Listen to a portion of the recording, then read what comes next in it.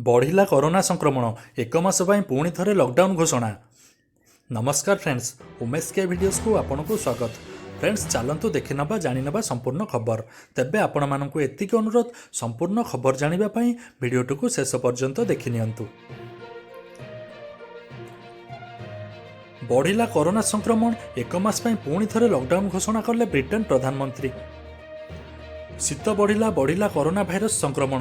Britain रे पुणी थे कोरोना संक्रमण वृद्धि को देखि चिंतार पड़ जाइछन्ति प्रधानमंत्री बोरिस जॉनसन।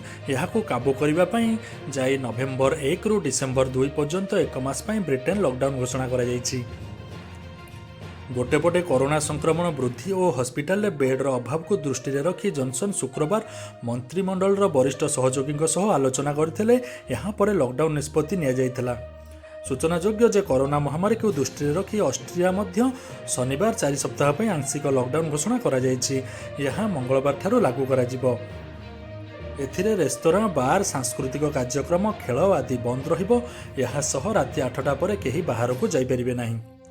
तबे फ्रेंड्स, यह किछि थला आजिर लॉकडाउन संपर्कित खबर। आशा करुछि आपण मानको भिडियोटी निश्चिंत पसंद आसीथिबो। तबे भिडियोटी को निश्चिंत गोटे लाइक दियंतु, चैनल को सब्सक्राइब दियंतु एवं निजर मतामत निश्चिंत कमेंट करी जणांतु।